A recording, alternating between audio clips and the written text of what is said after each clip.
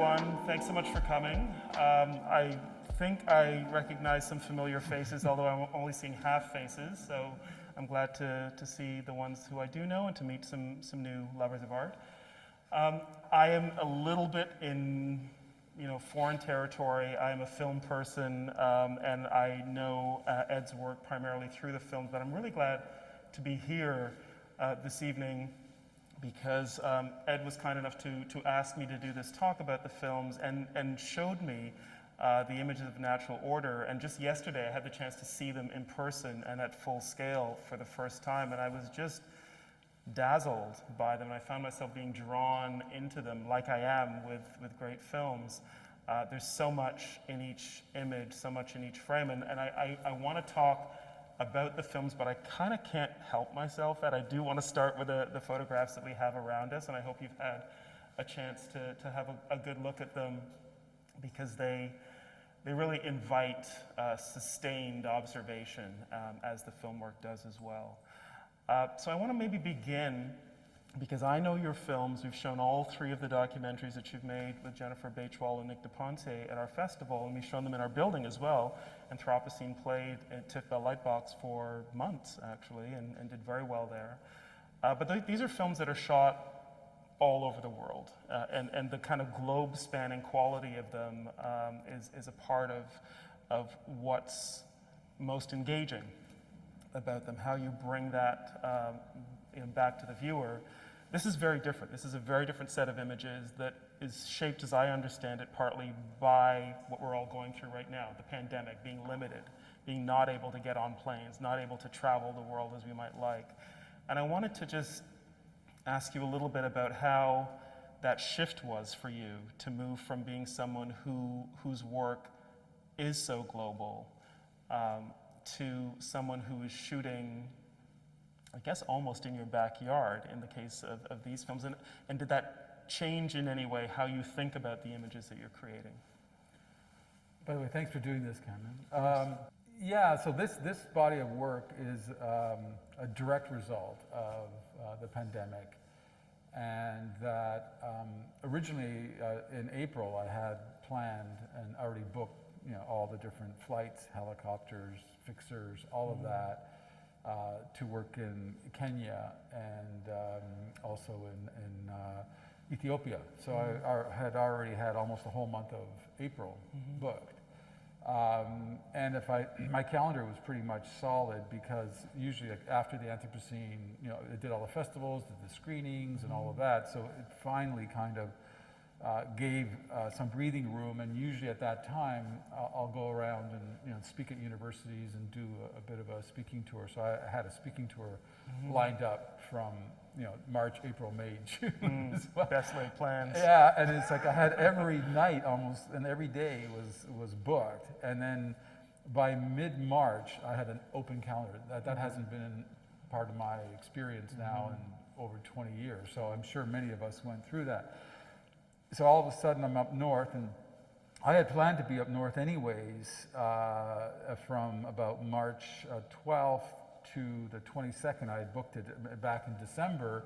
I share it with my ex, and I was going to do work on the actual Africa project. I was going to read a bit more, do some writing, do a bit more research, and so I was going to have that time to myself. And as it turned out, I stayed there for 5 months. And so then when I realized that I'm going to be isolating there, I went back to the city, got this new camera that I just used for the first time in Africa in Madagascar.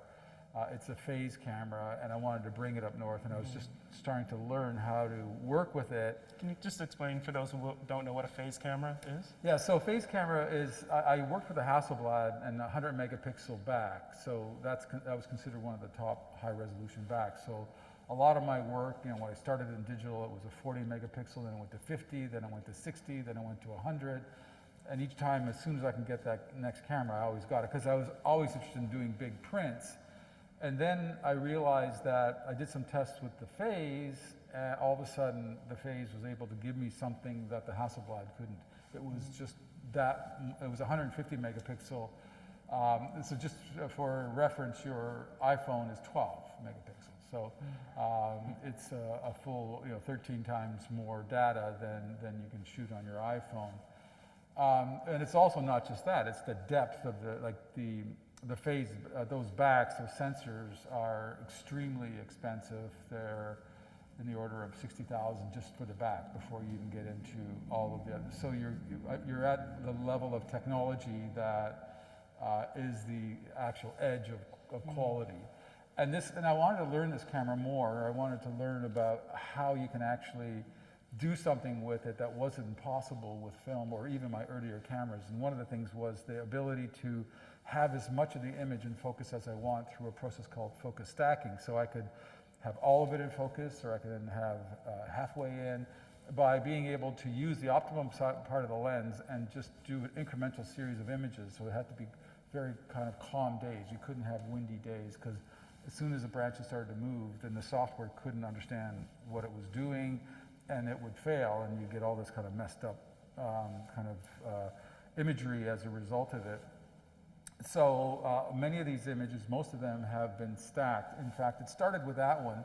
It was early March, and if you look at the foreground of that image, it's maybe 4 or 5 feet away from the camera. And if you look in the very, very back top right, that's more than 100 feet away from the camera. There's no way one singular lens and depth of field could ever manage to get from there to there all sharp.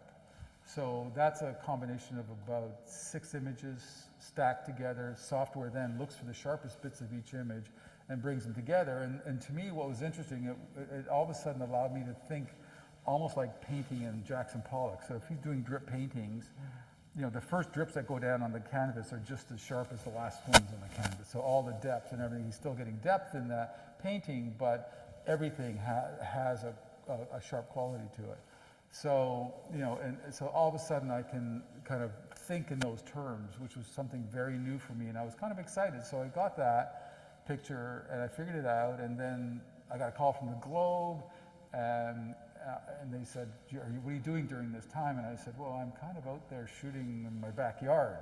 And they said, well, show us what you've done. And I showed them that picture, and they said, oh, can we publish it? And it ended up being on the cover of the Globe in March, late March. And then Nick and I talked a bit about it as well, and we thought we would do a fundraiser. So I said, I'm going to do a whole bunch of these, do a set of 10 of these images. And because I recognized at that time that the cultural sector was going to be hit very hard, that we would take some of the big chunk of the funds and give 100,000 to the AGO and 100,000 to the Ryerson Image Center to break up into 10 groups of each to collect artworks from both underrepresented artists in the collection and emerging and mid-career artists who aren't in the collection yet. So we thought of it as a win-win-win.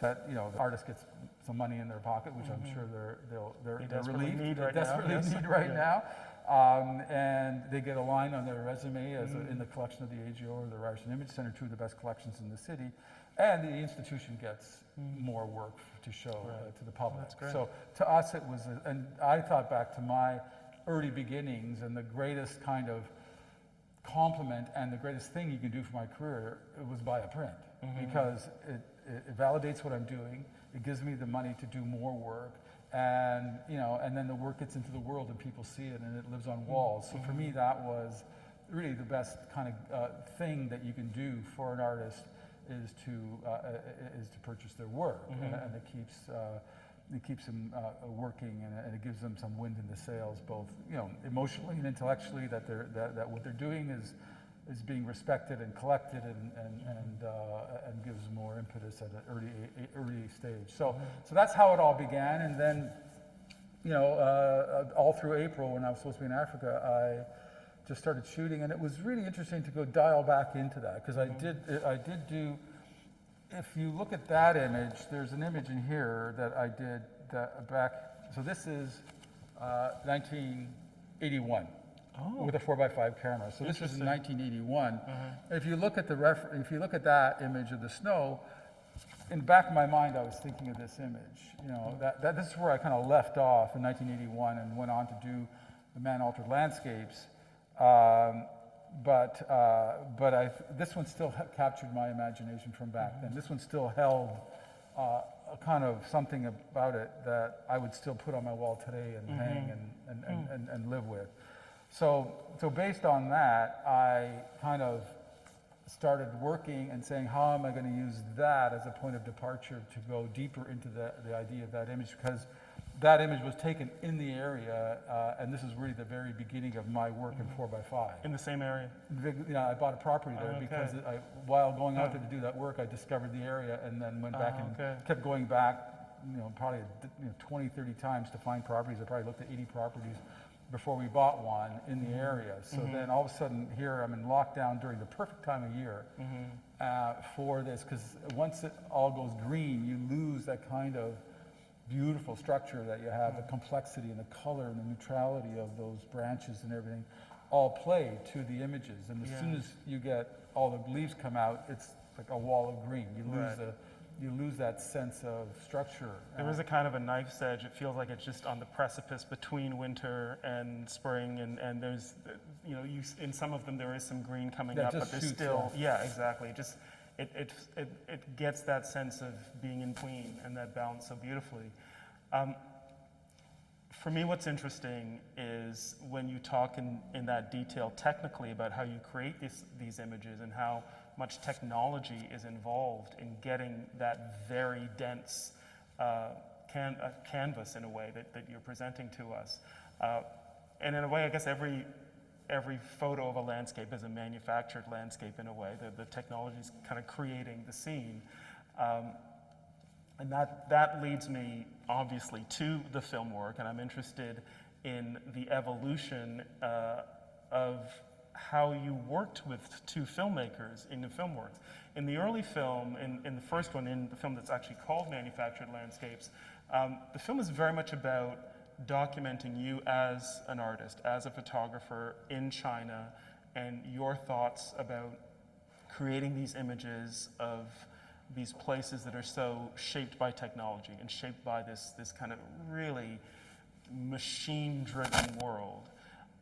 And then in Watermark, I find there's some of that as well, where they're documenting you, with the water project, but it's also a kind of more of a collaboration. And then finally, by Anthropocene, it feels like there's a merging of your vision as a photographer, their vision as filmmakers, and you're almost working with, it feels like anyhow, watching it with one eye. And I wanted to get your sense of that evolution across the three films, because it feels like you have kind of come together with filmmakers, and your vision in a way is somewhere in between, again, on that kind of knife's edge between photography and cinema. Yeah, and it was interesting. I had, just offhand, how many people had seen Manufactured Landscapes? Yeah, so a good part of the room. So there's spots in Manufactured Landscapes where there's some black and white film imagery.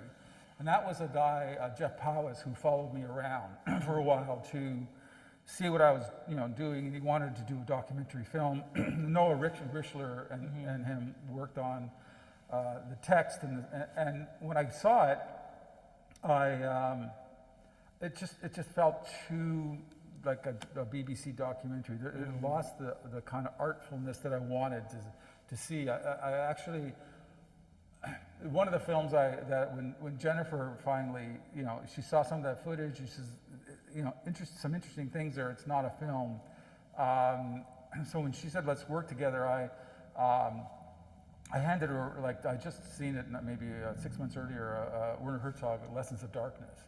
And I said, here's a film that most of the experience has been carried by the visuals and the music. Words are used very sparsely, and there's a lot of room to kind of interpret. And I think what I liked about that approach, and what happened when I saw that film is, and the Koya Nisquatsi was another one, like a non-verbal filmmaking, and it was quite interesting. And that's, I think it's almost 40 years. Yeah, it must be. And so I kind of thought, let the imagery carry the kind of freight of the meaning and of the of what's being shown, and the words just are simple keys that open the door, and then it allows you to explore the room yourself. And I think when you look at images, it's much like in some ways music, that you look at an image, nobody's telling you its meaning if you don't have, like, if you haven't read about it or don't understand it. It's you, the image, and it's the mind that completes the meaning. It's the mind that searches for the meaning in there. And I think that that's kind of a dynamic that happens. And I was really hoping to work, and starting to work with Jen and Nick, that the films function in a very similar way that art does. And so I don't think that they're, I don't know, I should ask you, but I don't think they fall into a classic documentary tradition. I think they're almost more they're arty quite films. unique. They're quite, I mean, they're part of maybe an alternate tradition in documentary, but there are very few films that are quite like that. And there aren't any that I can think of that have a photographer of your stature and your caliber also involved in the creative process. And this is what's interesting to me, because in the first film, it's almost like you are, in part anyhow, the subject of the film. But at a certain point, you become a collaborator. And I wonder if that was the case all the way along for you, or if that did change from film to film. well, it is in that what happened is that I had already, so by the time Peter Mettler was the DOP on that one, they had just had... a great filmmaker in his own right. Yeah, in his own right. And Jennifer and Nick had just had their second child, and somebody had to stay home. Oh, okay. So Jennifer got to go as director, Nick was Nick stayed producer, home. he stayed home. And then Peter came with camera and Super 16. So that was, and what we're trying to do was, like, that was my last trip of 6 trips. That was my last one to China. So I had already established the whole palette of what the book was going to be. I established all the different locations, and the opening factory location that I'd already been to, I'd already taken that photograph.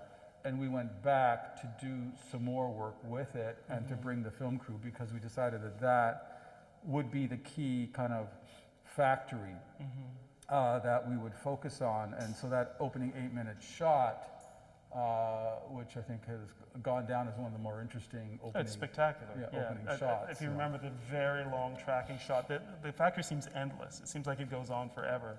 And you just see in so much detail all of the different processes of creating things, manufacturing things in this factory, and with what I imagine are hundreds, if not thousands, of workers. Right, and so Peter, I was working on that shot and a few other, and Peter and Jennifer were looking at the diptych, which was already been created, and they said, how can we translate that picture into film? So then they ended up getting a golf cart, and the trick that they did was they flattened the tires to half. That's an old movie trick, yes. Yeah, so you get them really squat and flat, so all the bumps and everything are taken out, and then they had it, and he did, because it was, the reason it was 8.5 minutes and they were going to try and time it is, I think his roll of film, a 400-foot roll of film, gave you like 10 minutes, or just under 10 minutes. Yes, that sounds about So right. it's like rolling out one whole roll of film every time. It's 150 feet of film.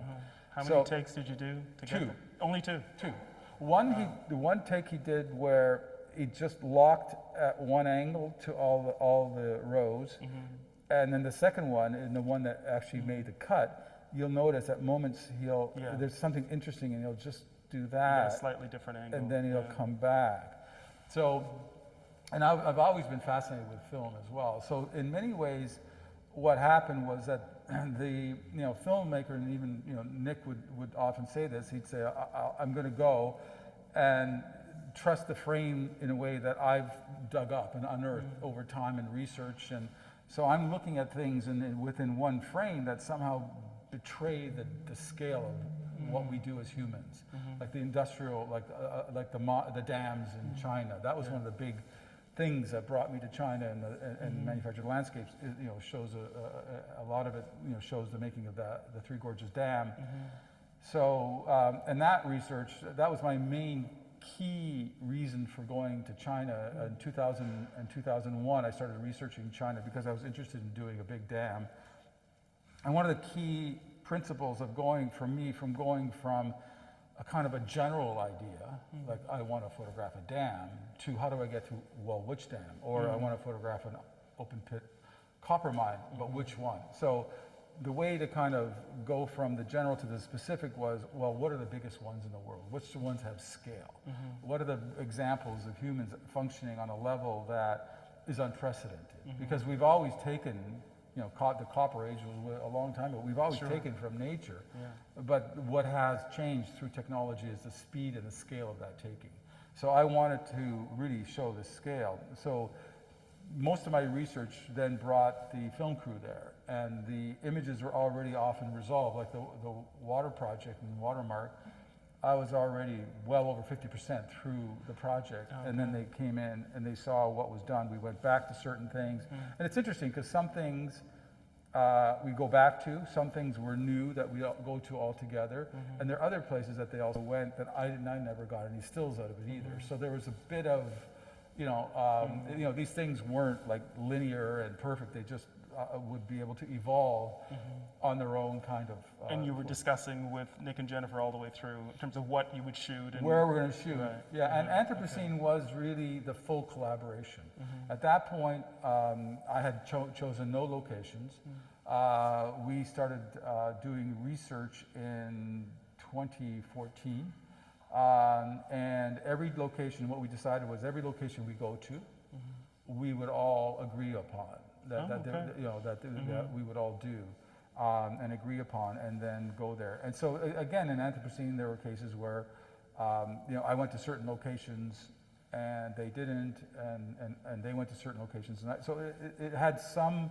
But by and large, it did follow the kinds of research and the images that I would do for the book were then being followed in the film as well. Yeah. You talked about scale. I did want to ask you about that. It's in the context of film. One of the things I love about film is just how giant it is. When you're in a cinema, you got, you know, faces that are 30 foot tall. And your work has always often dealt so much with the scale of the project, whether it's a mine or a natural landscape, even just the scale and Anthropocene of the burning of those elephant tusks. And I wonder, when you shift from the scale that you're recording or documenting in your photos to the scale of cinema, are you thinking about the giant screen? Are you thinking differently in terms of how you frame and compose your images? All the time. I mean, when we, as soon as I kind of got a little bit more involved in the camera work, because it was largely DOP, so Peter did most of the camera work for, or almost all of it, and Jeff Powis did some as well. I think, and Nick did a bit in manufactured landscapes, and then Nick did almost all of it in Watermark, but I would also, from time to time, be involved because I was using a big drone for my Hasselblad. So by 2010, I found a company. There's a small video, a 10-minute video done, and it's on my website. It's called Where I Stand. And it shows the very, very beginning of me putting a Hasselblad up in the air. I'm still amazed that you did that. I mean, a Hasselblad is a very precise and expensive piece of equipment, and you just threw it up on a drone. I mean, this drone, just to give you the story, he had the drone because it was a handmade drone, and it was like a basic, like a helicopter with a single blade. It was built in the same structure of a traditional helicopter. It wasn't like the octocopters. Not a Best Buy drone. Yeah, not a Best Buy. So this guy, and his magic was that he also developed a gimbal, a remote gimbal, so that you can put something on the scale of a Hasselblad on it, or a red, and then he could put that on there. Plus, he also had, all the video feeds and all that to be able to send a signal. So to operate it, I had the gimbal operator. So he's operating, everything on where I want to position the camera, and so I can say, okay, freeze it up there, go lower, a little bit right, and then I had the trigger. I could shoot, right? So I was shooting. So I was basically composing at 1,000 feet away in the air and shooting. So I was doing that in 2010 with a Hasselblad. Amazing. So I'm pretty sure we were pretty early to the day. Yeah. And then we could unscrew the Hasselblad, took about almost an hour, and rebalance for the red. So we had a 5K red. Right. And then the red would go and do shots. So if you recall some of the shots in China, where on the fish farms, where all of a sudden you come up and you go over it. Well, that was my main impetus to put my Hasselblad onto a drone was to do that shot in China. But once we had it there, we were able to use it on the dam and all kinds of other places. But we brought that team with us, and and he went on. Tab went on to become a multimillionaire. He became the most famous drone maker for really? big scale drones. That's a valuable skill. So he was sure Tom he was Cruise early uses days, someone like and so he came with me. So he would never have the time now, but it was so much fun for him to go to China with his equipment. But that was again the begin, and I had a lot more experience in trying to work the drone shots.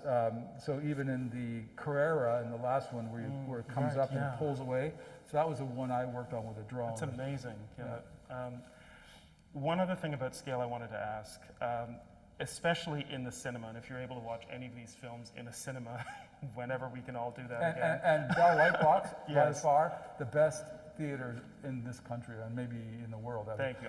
We're very happy with the projection and sound there. I would highly recommend, whenever we're showing these films again, see them into Bell Lightbox. That's how they're meant to be seen, by the way. Rich, big. It's just like I always say, I'm always like disheartened when I see somebody looking at Watermark or whatever on the back of a screen on the plane. I'm going, you just took like a 8K camera and reduced it to, or watching it on a phone was even worse.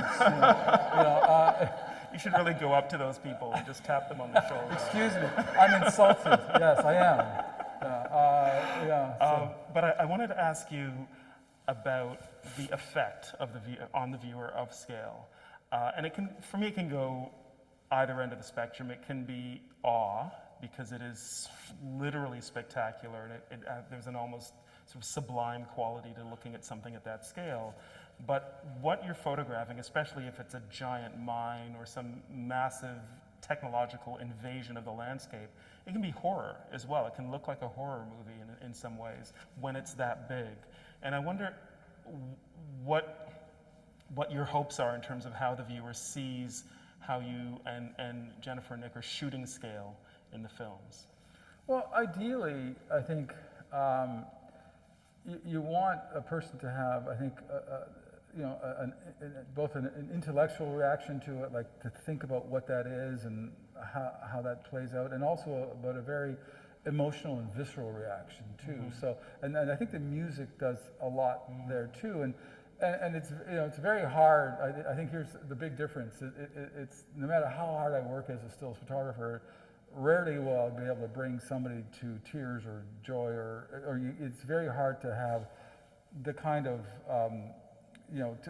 to indicate the kind of emotional state that one might want to be in to receive the thing that you're looking at. And in cinema, here you have time, space, and sound, and that sound of the wild sound, and also the sound of music, that the music that comes through, in many ways sets the emotional kind of tenor of where you should be to receive what you're seeing. And you can bring, and we all know this. Movies can make us well up in tears. Movies can make us laugh. They can, and it still it has a much harder time. It just sits and it allows you to complete its meaning, but you can be taken to an emotional place as well through art. But film, it's more direct. It's right to the heart, and I think that's one of the powers of the medium of film that excites me, and it makes me understand that you can be talking about the same thing and they're complementary. So the thing about and I often say that stills work very differently than film and how film works, because when we remember film, we do remember some of the imagery, and we remember the stories, and we remember the emotional spaces and how we felt through it. And over time, that kind of, starts to sort of wear down or become more distant in memory and harder to kind of really feel it. Whereas stills, I mean, if you go back, and I often point out, if you go back to like the Vietnam War, and if you think about what's left from that war that we remembered, well, it's the 4 or 5 stills. The Eddie Black, who shot the assassination, or the child running from napalm. I mean, there's 5 or 6 images that have defined. But there was it was the first war that was broadcast. Right, You know, and so there was, like, I remember footage coming of the war, video, but we never go back to the video. Yeah. But those stills end up etching themselves in our deeper memory, and so they become like the iconographic touchstones to how we think about the past. And we don't remember film as a 2-minute run of film. You don't remember the whole 2 minutes. You remember what it was about, but you don't. Whereas you remember the picture. Yeah. It kind of has another way to etch itself into the consciousness, I think. That's interesting, because I was also going to ask you about one element that film has that doesn't work in the same way with still images at all, which is time, which is editing. And there are some just beautiful, almost shock edits in each one of the 3 films that you've made with Jennifer and Nick, where you will be in a kind of a very contemplative sort of space, looking at something, and then bam, into a completely different space. And I know these must be very deliberate decisions that you're making. I wondered, first of all, as a photographer, as an artist who works in still images, how do you approach the juxtaposition of images that you get in film? What kinds of decisions are you making with Nicholas and Jennifer?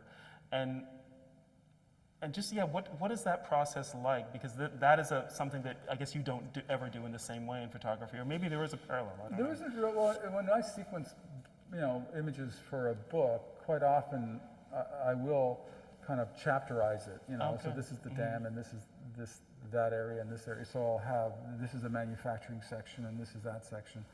So it is kind of chapter driven, There is one book called Essential Elements where Bill Ewing, who was a curator, went in there and said, can I just edit based on formal and conceptual and a whole different framework there? So I'm going to get rid of, themes, I'm going to get rid of, timeline and structure, and just, look at the work. And that's kind of almost more like film. And those breaks, I think, are really interesting, because I think in terms of, we are so sophisticated now in watching film that you can actually, we can make jumps now and fill and allow for that kind of connection. And I think that those breaks, I mean, even, like most of the films, I understand what you're saying, have those moments where you're just kind of shaken out of one kind of peaceful contemplative moment, and boom, now you're into something else. And I think and it's always, I think, what you can do with film is that kind of foreshadowing, or the reveal, that you slowly bring somebody to it, and you might not understand. Like even the dam, there are things that are mysterious, and what's going on, so for a good 10 or 15 or 20 seconds, you're not sure what you're looking at. Right. And then all of a sudden, it slowly reveals itself. And I think that is another device that, through time and space, and being able to not kind of let you in immediately. And I think that builds a kind of a suspense, and builds a kind of a connection. And I always feel that when a film connects, the crowd is there. It's quiet. You can just feel that they're connected to it, that they're following, they're flowing with it. There's nobody's distracted. Nobody's kind of on their phone, or they're there. Yeah. You're carrying them, and that, I think that's successful, because that makes a successful film, because whatever those devices that you can use of foreshadowing and juxtaposition and all of those to tell that story visually and through music, it is I think a very powerful way to connect. And the films also have tried to stay away from polemics, looking at the bad guys and pointing out, and trying to be prescriptive. Yeah, you never say open pit mining is bad. No, so we're not. You just see it somehow. You make up your own decision on this one. Tearing up the landscape for coal. Not so great. It's not so good. But I think you trust the audience. And what Jennifer, myself, and Nick always believed is that if you arrive at a conclusion of a deep feeling about something we're doing has got issues, it makes me worried. There's a sort of a mild anxiety or a mild dread in what you see, because there's something going on there that we need to know more about, and it's changing what's happening to the planet. If you end up arriving at that place on your own, you own it more than I think Right. when somebody tells you this is how you should receive this information and this is what it's about. So we do like to think, and I think as educational films, I'm constantly hearing that these films reappear as teaching tools. Yeah. So you show the class the film, and you say, what did you see? And in the what did you see, it opens channels of people coming from a religious or a left or a right position and talking about what they saw, but nobody there has been offended. They can all approach the material and say, well, I didn't say that my beliefs were wrong or right or anything. It's just saying, here it is. Deal with it. You know? And also, you know, I think there's an emotional process and an intellectual process that you're seeing operate almost on parallel tracks or interwoven in the films. And films do have that very strong emotional power sometimes as a result of the images and the sound together. But there's also, I think, a sense of, like, you mentioned the image in the marble quarry in Italy, in Carrara, where it starts, you know, with one image and then you know, pulls out, and then you do see the scale of it, and it is both beautiful because you admire just the visual pleasure The cathedral, like. yeah, exactly. Yeah. Just being surrounded by this beautiful marble. But then you also see how invasive this is in the landscape. But then you could also look at it as this is just a commercial enterprise. This is just business operating as business does. All of those things can happen intellectually at the same time as you are kind of involved in the emotional reaction of just seeing the reveal of the scale of the mine. And it's interesting that a film, I think, can do all of those things in a simultaneous way, maybe in a way that is unique to cinema. Yeah, you just can't do that. I mean, what you can do, like in the Quarry images, you know, I think when those images were best and most successful was when you go up to them and it's a big print, right? And then first it reveals itself and it has this kind of overall kind of feeling of composition. I often do like in these images, a flattening of space and all that. And then you see it and it has this kind of, so you have that kind of the first impression and the first draw, like what is this thing? Like what is this thing? Because I think it's when the world appears through photography as kind of surreal, but it is the world.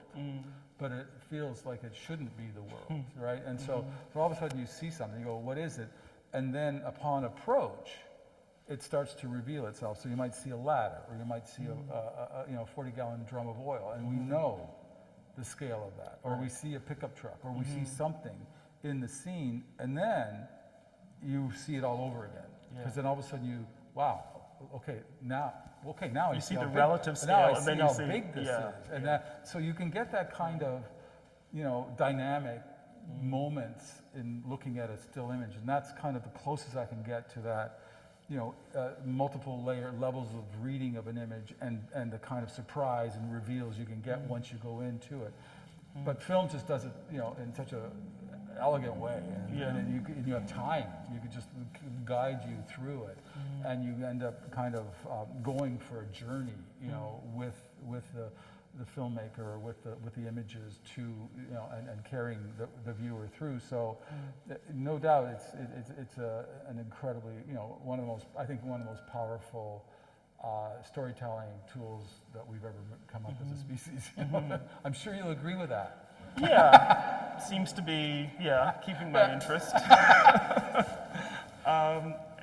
It does make me wonder, even with how productive the collaboration with Jennifer and Nick has been, have you ever been tempted just to go off and make your own film?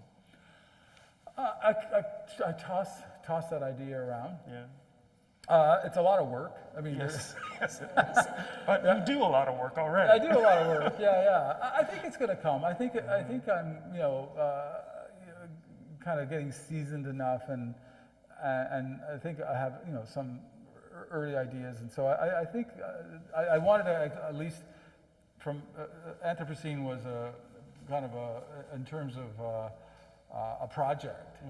It was, you know, huge in scale, and it took the 2 years leading up to 2018, and then the year and a half after that was some of the most intense years. You know, and because we did the AGO exhibition, the National Gallery exhibition simultaneously, and we also worked with a third museum in Bologna together on that as well. And then, you know, we did the launch of the film at TIFF at this exact same time. So we launched within a week the film and 2 museum shows and 2 books. You know, the big Anthropocene book and the smaller book. So it was That's a lot. Yeah. It was a lot. Huh. Well, I can't wait to see what you do make if you do go ahead and make a film on your own. The films, of course, are in conversation with your own photographic work, but I wonder if, as you're making the films, if there are other films that you're also thinking about. You mentioned Herzog at one point. Are you looking at films? Are you referencing other pieces of cinema? I just recently rewatched Chronos, actually. Oh, okay, yeah. Again, I was just trying to, you know, understand the music. I mean, that was Philip Glass music, and just the complete nonverbal aspect. And I think that one, I mean, they did a couple other ones. They did Baraka, and they also, I think, the Chronos was another one that was done with Jeffrey Reggio, but there's something interesting because, you know, there's of the emphasis on, you know, the frame and on the image. Like it's almost like when a stills photographer who comes out of stills goes to a film camera. It's kind of if you look at different films like the Kubrick and The Shining. Every a deep perspective. Every frame is kind of considered. Well, he started as a stills photographer. That's right. Yes. You know, and he was a some stills great photographer. photos in New York that he did in the 50s. In the 50s, and he would work as a newspaper photographer right. and all. So you kind of see that the attention to the frame. So, and I think if there was an influence, I think I did have on those films, on the 3 films that we worked together, is the dedication to each framing, the framing and the kind of the amount of time and energy we did to get the right light, the right frame. So the same kinds of hard work and consideration that I would do for my still. Because often if I find something that I like as an image and the light's wrong, I like a dog with a bone. I'll keep, because the hardest thing to find is that thing that is of interest, the subject that you want to photograph, and it's the right thing. But if the light's wrong, I'll go back again and again and again. And that's what, in many ways, I think makes me as an artist different than, like a photojournalist or just a documentary photographer. You might settle for way earlier for this is a good rendition of that. Well, I'm not interested in that. I want something that you kind of that you stand in front of and it invokes a sense of wonder or a sense of what am I looking at or how can this be? And I think that was particularly with the man-altered landscapes. To me, it was always interesting to say, through an artist like Smithson, Robert Smithson, he said, in many ways we need to re-engage with the wastelands because they are us.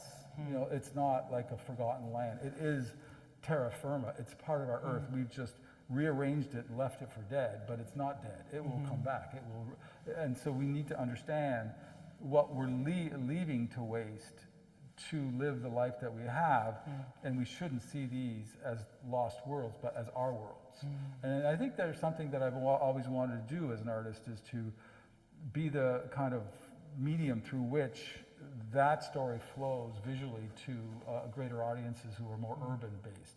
And now you get to see where iron ore comes from, or where copper comes from, or what a deforestation operation looks like, or what the biggest dam in the world, that you would never go there on your own. Why would you? So I'm kind of going into those hard to get to places, the biggest factories in China, and bringing those visual pieces of evidence, the witnessing of those massive scale things, and showing them in a way that engages the viewer. So if there's one thing that's been consistent through the whole arc of my work is that wanting to connect visually to that story and to let people understand. And in many ways, this one, going back full circle to this, it's like, here we are pinned down by nature, and the first place I landed when I went to China was Wuhan, and I went to the wet markets. Really? So all of a sudden, and I'm standing there, I'm thinking, here I am held down by something that happened in the first place I ever went to China, in the Wuhan. And when I saw those images of Wuhan as an abandoned city, that was in November, I couldn't believe that you can actually shut a city of 12 million down. I said, this is impossible. This is insane. You know, how do you do that? Little did I know that the whole world was going to be seeing that. Exactly. Like well, we're 3 back to months scale later, again. like, holy, including me. You know, so then kind of going back and looking at nature, and I called it natural order, but I possibly should have called it enduring order, because you know, this order was here before we arrived on the scene. This natural order has been here for, you know, a billion or more years of branches and trees and shrubs and all that life force. And looking at that was almost like, well, we share a commonality to this world, in that if you think of, now that we know more about how our brains are, and we know how our, you know, neurons are structured, and the interweaving of them, and we look at our vascular and our nervous systems, and they just seem to be, you know, you see the same patterns the repeated. same thing. This is just an outward look in the world of what our innards look like, our inner world looks like. So that's also awe-inspiring and horrifying at the same time. I'm being told we're just about out of time, but I want to thank you for two things: for entering the world of cinema, which is how I got to discover your work and meet you, and I'm very pleased for that. I'm glad to hear you might be making a film going forward. But then also just for showing us how to look at the natural order in a different way, and giving us new eyes to see what is all around us. So thank you. My pleasure.